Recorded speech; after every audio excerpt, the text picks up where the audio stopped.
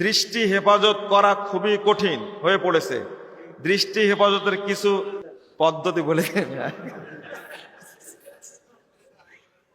দেখছেন, বড় মানুষ তো, মুরব্বী মানুষ আগেই বুঝেন এগুলো। হ্যাঁ, দৃষ্টি হেফাজতের জন্য এটা ঈমান বৃদ্ধি খুব জরুরি।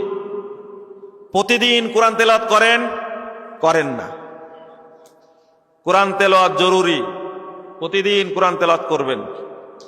2 নম্বর, আপনি বেশি বেশি আস্তাগফিরুল্লাহ পড়বেন। বেশি বেশি কি পড়বেন? আস্তাগফিরুল্লাহ। সোমবার বৃহস্পতিবার সিয়াম রাখবেন, পারলে রাত্রিতে অন্তত 2 রাকাত সালাত হলেও পড়বেন। কয় রাকাত? 2 রাকাত সালাত হলেও পড়বেন। সর্বনিম্ন তাহাজ্জুদ হলো কয় রাকাত? 2 রাকাত।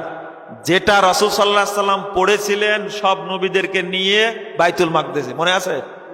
সব নবীদের নিয়ে পড়লেন। এটা কিন্তু কিসের সালাত? রাত্রির 2 রাকাত সালাত। এটা ফজর সালাত না, এটা রাত্রির 2 রাকাত সালাত। 2 রাকাত পড়বেন অন্তত, ইনশাল্লাহ দৃষ্টির হেফাজত হবে। কিন্তু মনের মধ্যে এত কুচিন্তা থাকলে দৃষ্টির হেফাজত হয়? বেয়াদবি মাফ করবেন। আমি একজনকে জিজ্ঞেস করেছি, বাড়িতে বউ আছে না, তো এইভাবে তাকা আছেন কেন?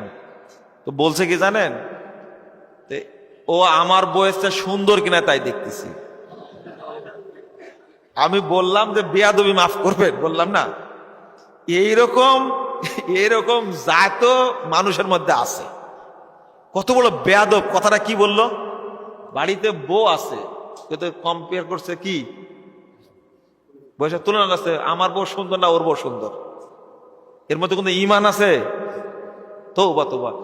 এর অন্তরটা, নিজের ঘরে বউ থাকার পরেও যদি অন্য নারীর প্রতি তার দুর্বলতা থাকে, দুর্বলতা বলে তাকে দেখতে চায়, তার সাথে কথা বলতে চায়, তারপরে ফেলের মতো তাকায় থাকে শিয়ালের মতন, এদের আত্মাটা ঘৃণিত, এদের আত্মাই ভিতরে নাই।